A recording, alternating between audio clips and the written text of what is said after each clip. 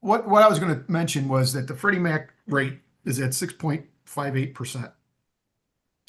So it's a little bit better than where it was. Rates are getting a little bit better, but we're as you all know, the thing that we always get asked is where will rates go? Because we get asked that every single day, right? I mean, where are rates going? Should I lock in? What should I do, et cetera? So um, on the rates here, Freddie Mac is at 6.58 now. But there's a lot of different factors that go into an interest rate. A lot of people are hung up with the Fed. Oh yeah, whether the Fed, what's the Fed going to do? Is the Fed going to increase rates, decrease rates? Well, everybody on this call from our company knows that the Fed is just one piece of the puzzle.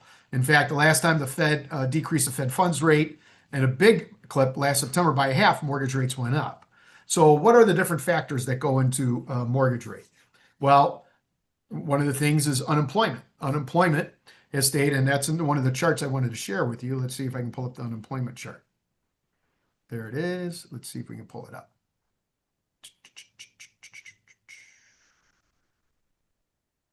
And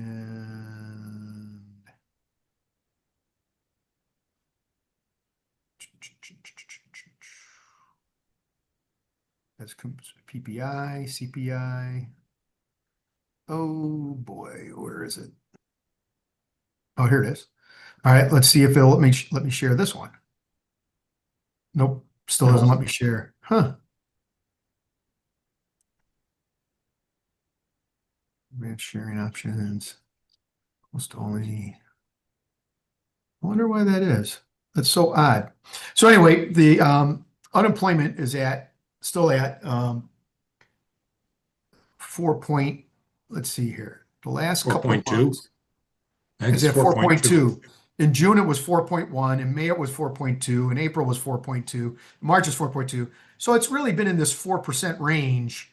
And I'm looking back in the chart all the way back from May of 2024. May of last year, it's been anywhere from 4 to 4.2. So it's really been in this kind of same range for about the last year. So there hasn't been a lot of difference there as far as trying to figure out where rates are. I know when the unemployment numbers came out recently in the last few weeks, people said, oh, it's up to 4.2. Maybe mortgage rates will start coming down because it's starting to show a little bit of weakness. Well, is it showing weakness? Because the numbers have stayed right in that 4% range. So that doesn't seem to cause any weakness. So let's take a look at the consumer price index. The CPI for July 2025 came out at 2.7. But last month it was 2.7. In May, it was 2.4. April was 2.3. March, it was 2.4. But February is 2.8. January 3.0. So in other words, it's kind of crept back up a little bit. It hasn't moved up. It's still at 2.7. So, and the Fed wants inflation to be down more towards 2. So that's still a little bit elevated. So the one that really caught my eye this week, though, was the producer price index. That just came out, and that was at 3.3% and jumped 0.9% from June, 2.4%. So why is that relevant? Well, as we all know, tariffs are slowly starting to come through in the economy. And the producer price index is the first indication of tariffs and of inflation. In other words, it's the prices that the producers pay before it ever gets to the consumer. They've seen a 0.9% increase in prices year over year. So what does that mean? What's going to be happening with prices in the next 2 months, 3 months, what have you? Well, if the PPI is a leading indicator, as it says it is, prices may be coming up. But some people have already said that they've already seen some prices coming up on certain things. So if prices come up, will the Fed be looking to lower interest rates? Will mortgage rates come down?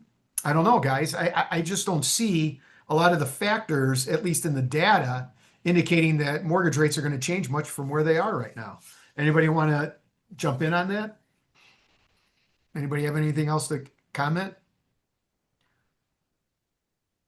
So with that said, we're just going to have to sit here and we're going to have to wait. We're going to have to wait to see what happens with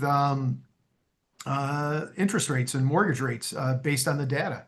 Right now, like I said, it just doesn't seem that there's a lot of data out there to indicate that mortgage rates are going to change from this range anytime soon.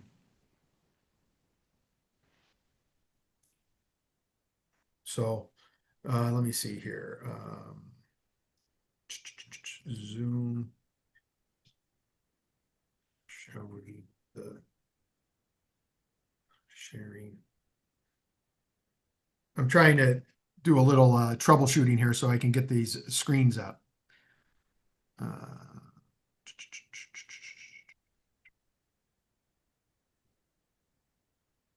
Share screen.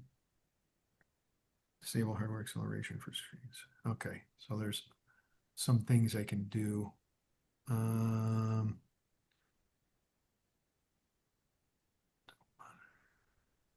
All right, let's try this.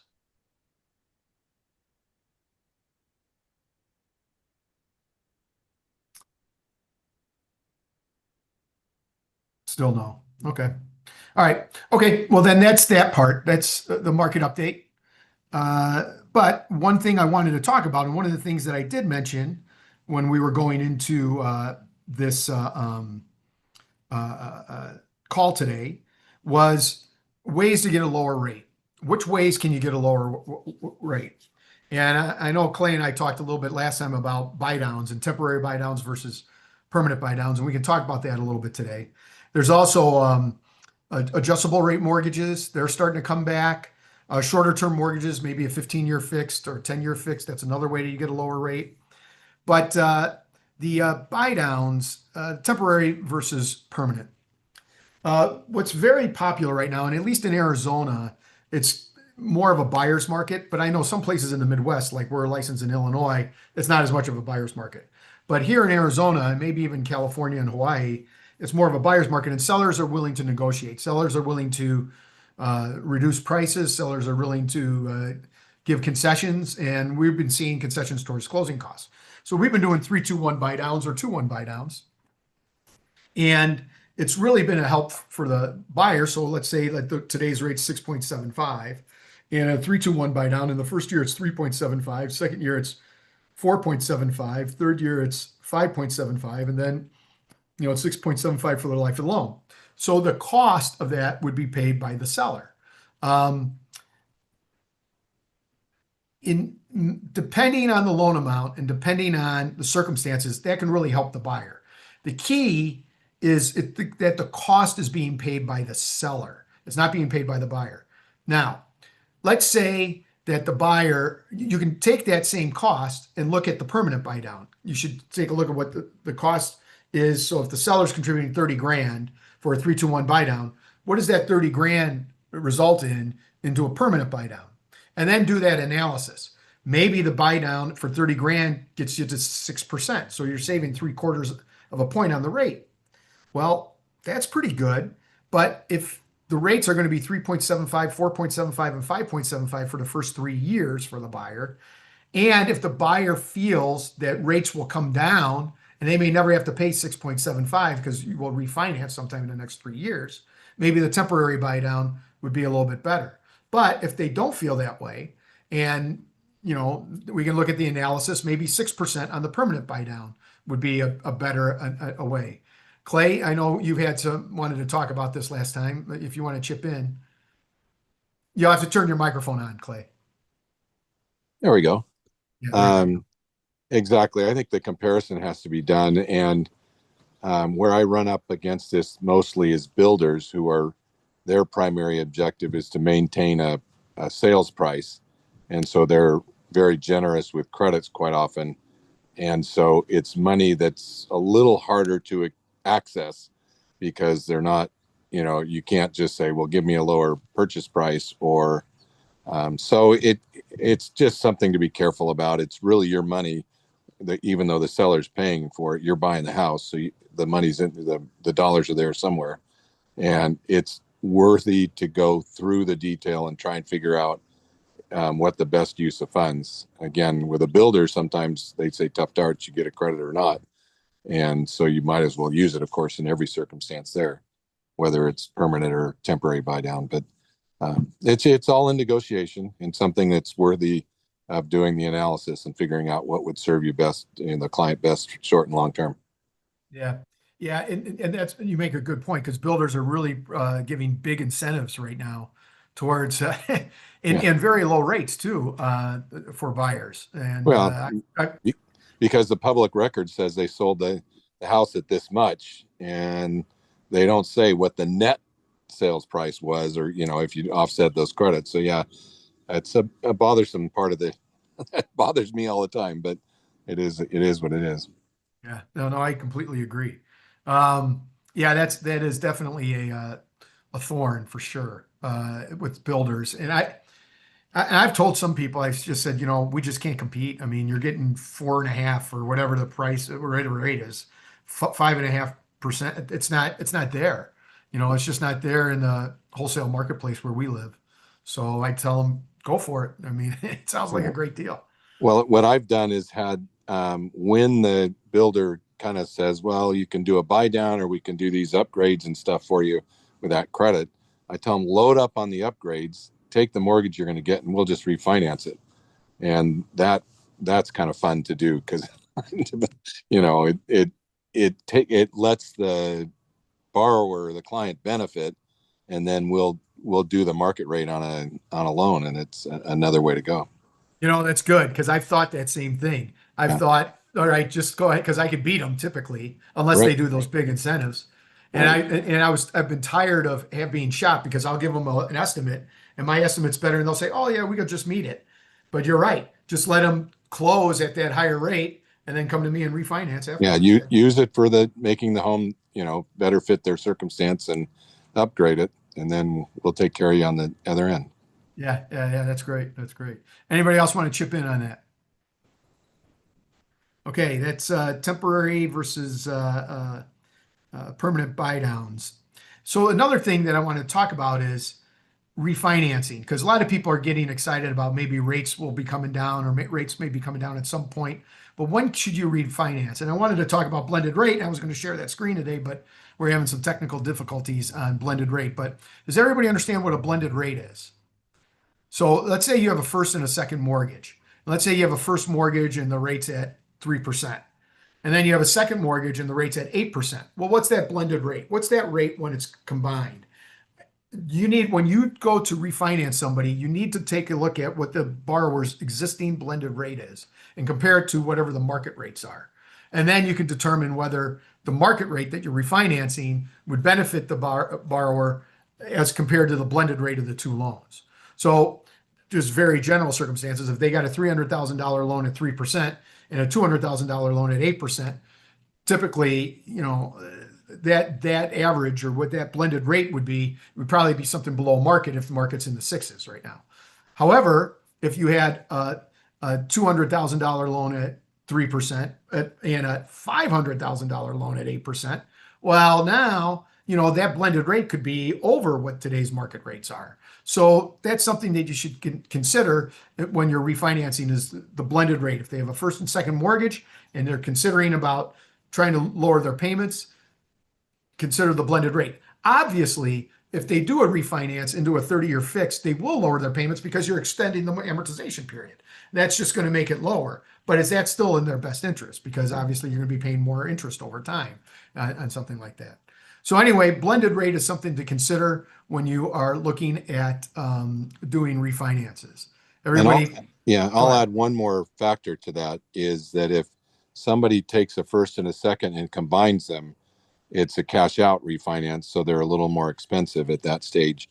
But if it's then a combined loan and 6 months later or whatever, when we hope at some point rates do decline, then it's a rate and term. So it is a good strategy to, it might be the extra boost. Even if it was even, it perhaps would be smarter to do that, to go ahead and refinance it and combine Yeah, the loans. no, that's good. That's good. Okay, anybody have anything else on blended rate or on whether to refinance or not? This is something that we're going to get more and more questions about as we go along. And, people are going to be wanting to know, well, should I refinance?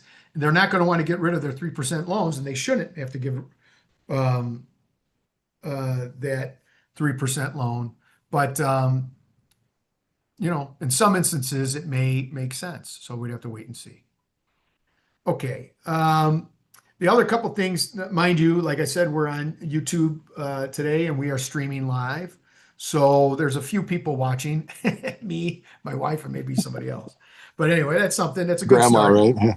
Yeah. Try to get everybody, try to get family or whatever. So anyway, so there's a couple of things I wanted to talk about. One of them is optoutprescreen.com. That's something we've talked about here on our roundtables many times, in the trigger leads bill. So the trigger leads is every time your credit is pulled, that fact of your credit being pulled is sold by Experian, Equifax, and TransUnion, and then all of a sudden you get all sorts of uh, um, calls and solicitations or whatever, and you're like, What happened? I was just applying for a loan, and now all of a sudden, all these people are soliciting me." So there has been a bill. It's gone through Congress. It's gone through the House, and it's gone through the Senate. It's on the president's desk for trigger leads to stop that practice. So what we've been doing in the meantime is telling our clients to go to optoutprescreen.com, optoutprescreen.com, and you can log in there and you can opt out of any sort of solicitations. So they give you either a automatic 5 year, or you can send in a letter and ask for a permanent removal. And I've done the letter and it worked because sent in the letter last year. I had my credit pulled earlier this year and nobody bothered me. One thing about the optoutprescreen.com is it does take up to about 5 business days to take effect. So if you're working with somebody, tell them right off the bat, hey, you want to do this right now so you're not going to get bugged, because most people don't want to get bugged and texted and emailed and called after their credit's pulled. So, but it'll help them as far as getting that part done. So opt out pre-screen and the trigger leads bill. Any comments on that? We found that, even if you don't put in the telephone or contact information, that with AI, there's enough back end ways to get your contact information based just on your name and whatever else, that no matter what you do up front, this is going to happen. So the optoutprescreen.com is the right way to go about it. Okay, good. Okay. And just checking one other thing here, see if I can get some of these things, share some of these documents. Let's see here. Just doing a little troubleshooting here. Pardon me for a minute. Advanced under video rendering. Okay. That's not there. All right. Moving on to the next topic. Next topic is freezing your credit. Kind of same thing. You can go to Experian, Equifax, or TransUnion. Simply just type in Experian freeze credit into Google, or at TransUnion freeze credit, or Equifax freeze credit. And to freeze your credit is really important, because if anybody tries to apply under your name, they're not going to be able to, because you have your credit frozen. It's a good way to protect identity theft. So freezing your credit and it's free and it's really easy to do. So I highly recommend freezing your credit. And so if you have clients whose credit is frozen, it's easy for them to just go in and unfreeze it, and they can say, I can leave it unfrozen. You can schedule how long you want it unfrozen, 48 hours, a week, 30 days, whatever, and then it'll automatically refreeze. But it's a great way to help protect identity theft. So freezing your credit. Anybody else freeze their credit, by the way? No? Yeah. Okay. If those who don't, you may want to go ahead and do that. Condos, guys. Condos. I want to talk to you about a file I've got going right now that is, I've got a condominium association. This is in Illinois, and they haven't responded. We sent them a limited HOA questionnaire 3 weeks ago and asked for a rush, and we still don't have it, and we're supposed to close on Monday. So HOAs can be, I know they don't like these questionnaires, and I know they don't like to get these things done, but we need them done. I mean, they're Fannie and Freddie requirements that they want to know what's happening, and especially in light of a few years ago when the Florida buildings collapsed. there's even more questions about structural integrity in those questionnaires that Fannie and Freddie want answered. And I don't know how else, other than in a public forum like this, to get out to the condominium associations to let them know it's important to fill out these things once you get them, because lenders will review them and they could have questions on them about certain the things that are on there, which will take some time for the HOA to come back and get to them. And I get it. I mean, HOAs have, hundreds and hundreds and hundreds of units they're managing, and they've got, they've got a lot of people to do it, and they end up using third parties for a lot of these documents too, like condo certs or HomeWise docs or whatever. But, it's very important to get this stuff done and get it done correctly and quickly. How much are they charging on the rush? Oh, that's the other thing. The charges now are, they could be a few $100 to get these things done nowadays. Right. Yeah. So, I mean, it's not cheap. Um, No. and let's say that it comes back and it's subject to litigation, and maybe that's why the HOA is hesitating completing these, or there's a budget that the budget is in excess, isn't in excess of 10% of the revenues. Well, there's non-mortgable condo products out there that we can put them in still. I mean, it's not like, okay, maybe the HOA is like, oh, I know that if I fill this out, it's not going to be Fannie or Freddie compliant. So maybe I don't want to fill out this form right now. Well, there's other ways to get it done. And there are lenders out there that'll do non-warrantable condos, even if there's pending litigation or what have you. Right. So And in hard money world, we don't even ask for a condo cert. So we're not concerned with litigation or high investor ratio on the complex. So we're fine with not doing a condo cert. So okay. you Anybody know, else want to chip in about condos? Okay. Next is the Fed. And today's news, which if I can figure out how to, like I said, we're having technical difficulty, but in today's Wall Street Journal, they're trying to chip away at the Federal Reserve, as you all know. And some of you may have heard that Trump's considering firing a Fed official who's been accused of mortgage fraud on her loan applications, occupancy fraud. So the alleged Fed governor, Lisa Cook, bought in the span of 14 days apart, has loan applications, and back in 2021 sought mortgages on two properties, one in Michigan and the other Atlanta, and described both of them as her primary residence in papers submitted 14 days apart. So they're going to invest. That's been referred to the Department of Justice, and they're going to investigate whether she could step down. So then Trump appoints another conservative person.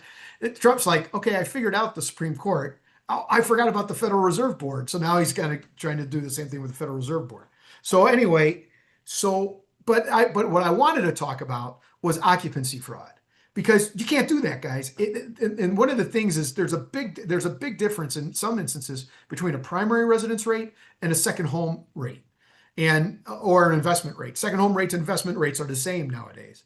So that's why, people are tempted to do something like this, is because they want to get the lower rate on homes, but you can't do that. You can only have one primary residence, and you can have a number of second homes or vacation homes if you want, but you can only have one primary residence. The deed of trust, which I was going to pull up, actually speaks to the occupancy fraud, and the deed of trust says, and let me pull that up. Oh, where is that language? Well, it says that you have to occupy the property within 60 days, and you have to maintain it as your primary residence for up to 1 year. Now, I've had clients in the past who have waited the 1 year before they've done something else, because they knew they had to wait the 1 year. So they would keep it as their primary residence for 1 year, and then they would go and pick another primary residence or whatever. So this is a big thing. And, it's something that we see it every day. People will come into our office and say, hey, yeah, I just bought a house and I'm going to go buy another one. Well, that's going to be an investment property or a second home. Depends on where it is. No. I want primary residence rates. I'm not going to live in that first one. Well, okay. Okay. In a situation like that, that may be a little bit more of a gray area because when they went ahead and they applied in the first instance, that was their primary residence. So now they said, it's not my primary residence anymore. I'm going to purchase another primary residence. Well, why? Why was that? Why is it that you're not uh, having that first home as your primary residence? Was it that it was infestated with scorpions and you didn't even know that and it's uninhabitable? You can't live there. Well, okay.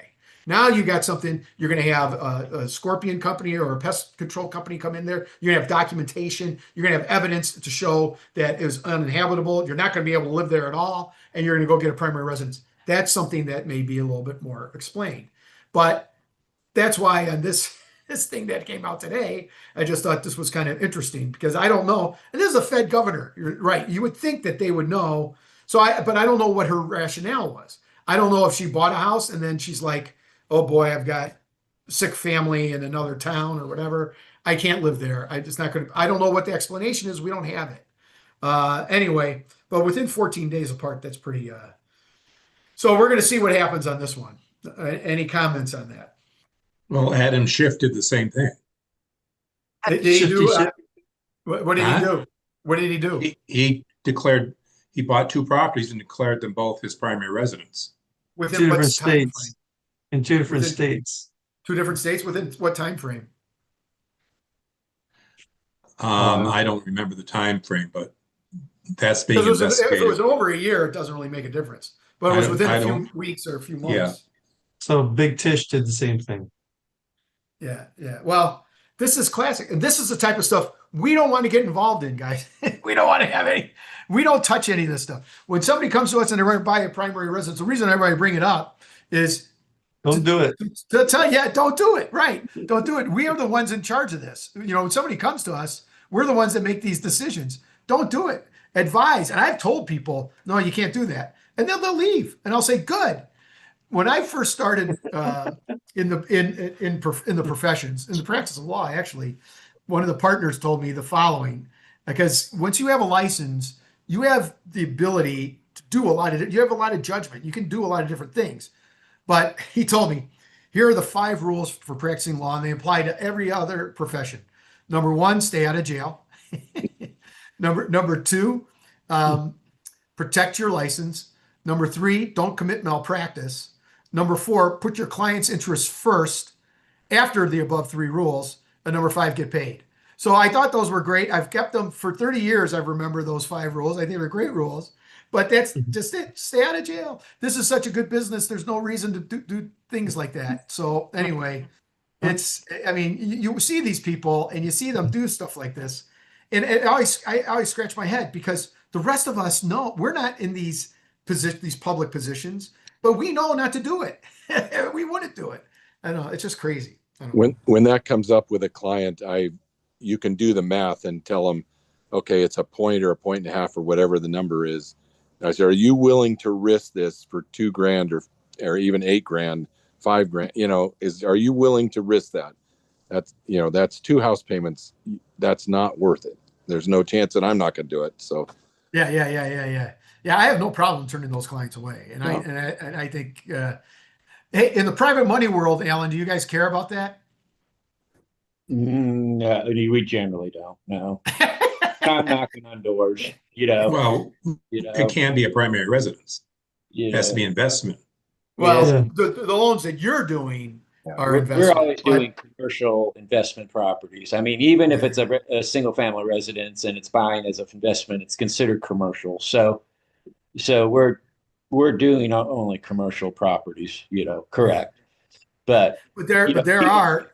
we There don't are- have an inspector going knocking on the door saying, Yeah. "Hey, I hear you're living in this house when you bought it as an investment. You said it's an investment property." So, other lenders might have inspectors to do that, but we don't. Okay. It's hard to police that. Because Okay. you don't know what they're, a year into the loan, they ended up moving into the property.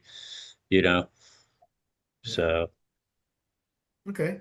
Cool. Yeah. All right. Well, And I don't know, the deed of trust, I think would probably be the same on occupancy on a primary residence. You don't do the primary residence ones, do you? Alan? No, no, no. Yeah. So, although you may with Lisa a couple times, you may start seeing those, Yeah. but anyway, I mean, that would be yeah, on bridge loans. those would be on bridge loans, and there's an exception on bridge loans Yeah, anyway. yeah. Because they're Correct. less than 1 year. They're like 364 days. You can do interest only. The income the income documentation's less. So Yeah. mm, You yeah. know, it's so far we haven't had one that worked out. The clients kept bailing out of the deal. You know, Yeah. the purchase property they were going to do fell through every time. Yeah. So we're still messing with that one. So, Okay. but yeah,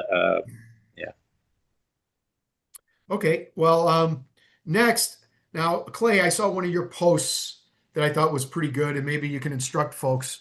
I think it was on LinkedIn where you did a reverse second for somebody. Right. Why don't you go ahead and explain it? I think that's a great move. Explain Yeah, the scenario, what yeah, you there's did. a lot of people out there, and this is 55 and older that it applies to, that have a really good mortgage and they're paying down on it and they're feeling pretty comfortable.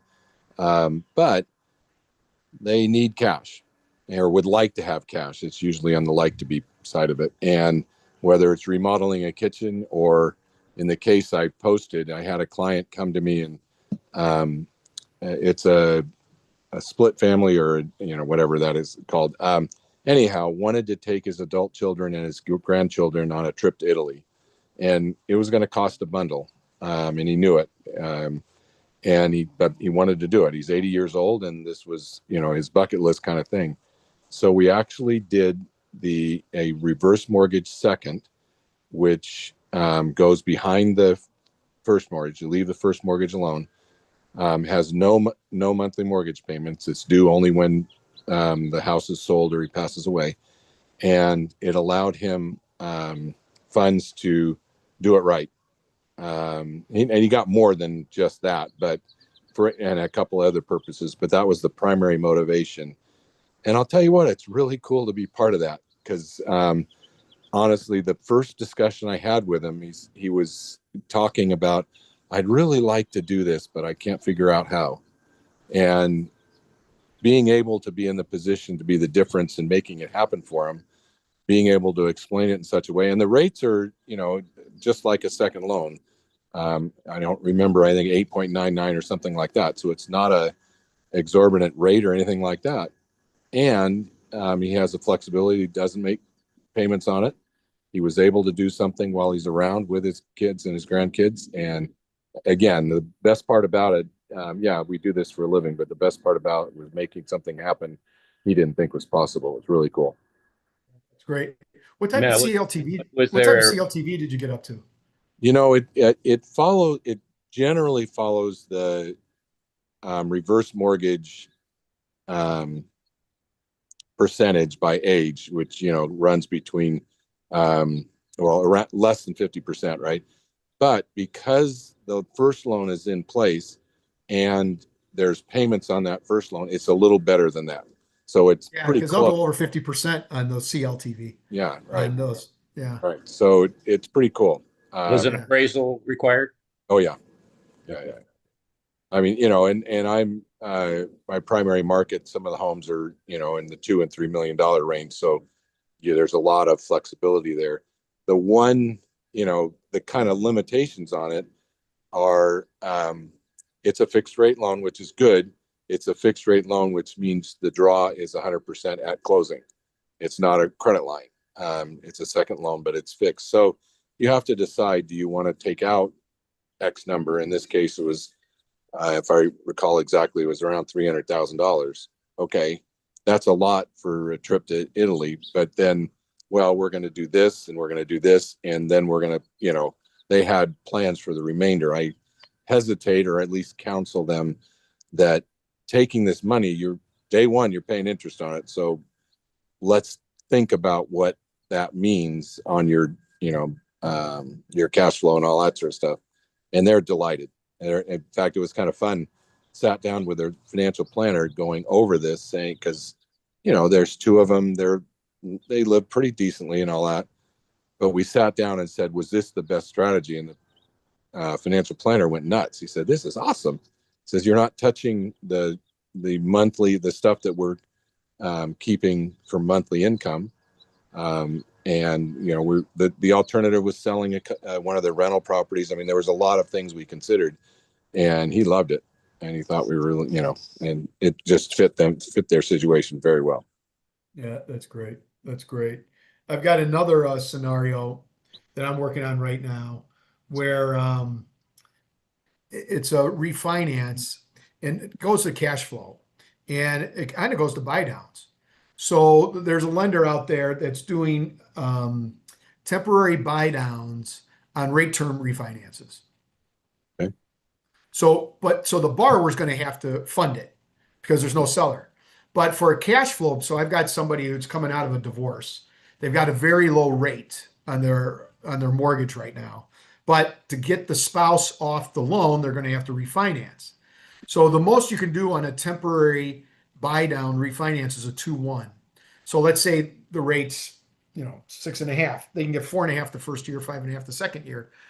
Because now we're re-amortizing the loan out 30 years, taking the wife off at 4.5%, it's really close to what he's paying now at the 3% or whatever his rate is. And so he's intrigued by that. Even though he's funding the buy down, it's going to give him a 2-year window to try to get back up and running again, up to once before the rate gets up to 6.5.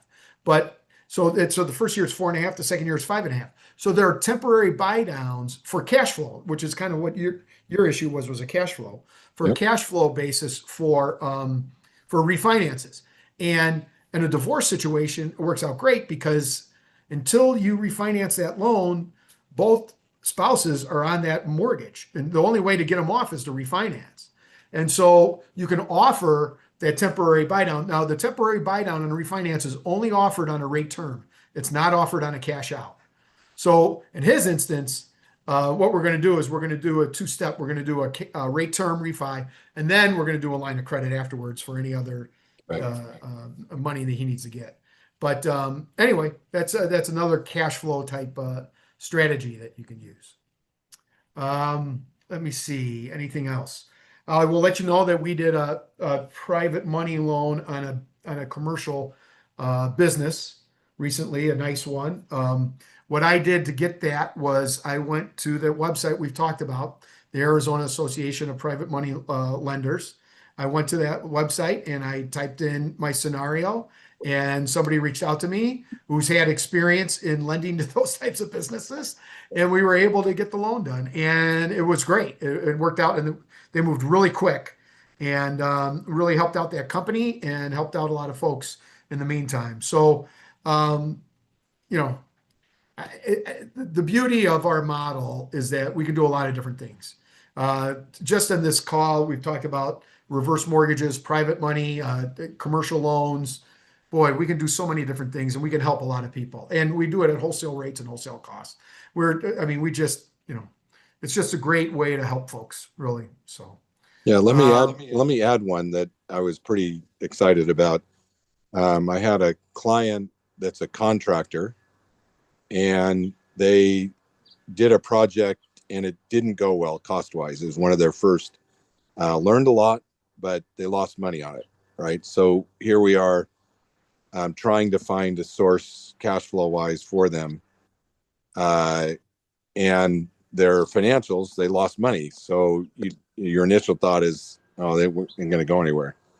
We did a second loan. Was the surprise to me. You don't know until you ask, but he did a second loan based on bank statements and cash flow.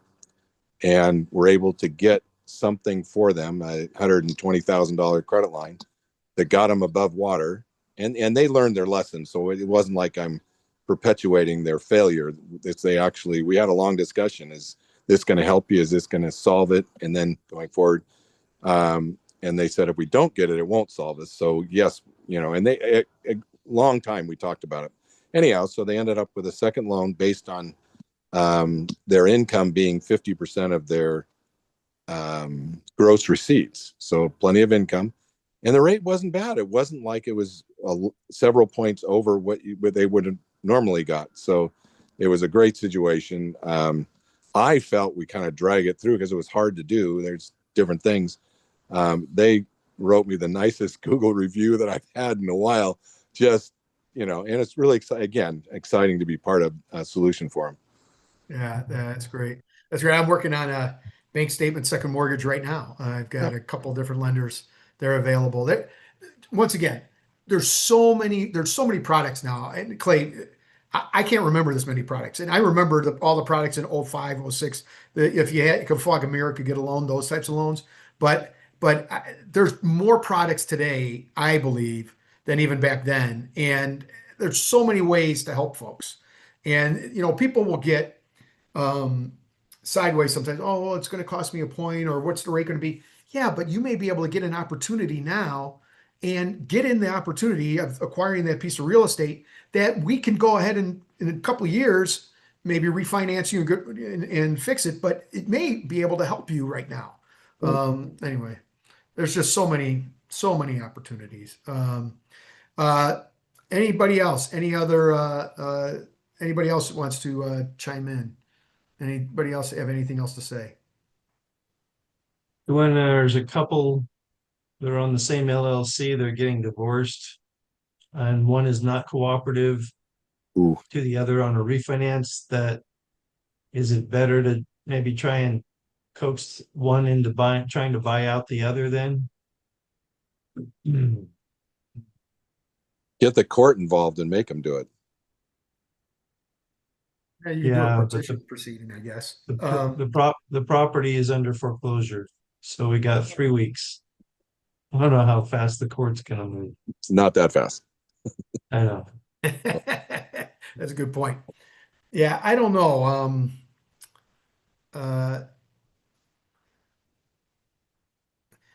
When you have two spouses that aren't even communicating, and how are you even going to get to the point of having one buy out the other? I don't even, because how can you even agree to terms? How can you even agree to a price? How can you even agree to? That's just a tough spot. If they had an operating agreement, it might have been spelled out in the operating agreement what they That's a good point. have to do. Yeah, yeah. Is there may be an operating agreement in LLC that spells out the dissolution. You're right, John. And You what can are take a the look at that. Now, the operating agreement isn't going to be is typically not available on the Corporation Commission website. You can take a look. It's usually just articles of incorporation. I don't think you'll get the operating agreement there, but what are the attorneys for each of the parties doing? I mean, they should be the one stepping in to communicate, I would think. They don't want something like that hanging around. I've just had two conversations with each of the parties, the two members of the LLC, and one says to the other, or one tells me, just let her handle it. Whatever she agrees to, I'll sign it. For refinancing, trying to get him out of the foreclosure. And yet, it's going to come down to most of these guys are wanting a recourse loan. So he's going to have to pony up and do some paperwork, eventually somewhere here. So I got one that's kind of never faced this before, where it's a crisis. If it wasn't under crisis mode of a foreclosure, then it could try to, have their divorce proceedings divide up the property. could But we discuss here about the loan originator as a counselor? Is this where this comes in? Yeah, exactly. just how to give Should them we the have facts. should we have a for our next roundtable? Should we have a counseling session? Hey, we're all involved in them. Yeah, no doubt, all the time, because everything. I mean, it's all life. I think life happens, and things. This all is part of it. Things have to. Real estate's all part of it. So, all right, guys. Well, this is the end of our first YouTube live. Sorry about the documents. I'll try to work on that next time. But you know what? We'll keep getting better and better at it. That's the way it goes. It's great seeing you all, and have a great rest of the month. Have a very safe Labor Day, and I will see you all next month. All right. Thanks, John. Thanks, guys. Okay, we'll see you. Take care. Bye-bye now.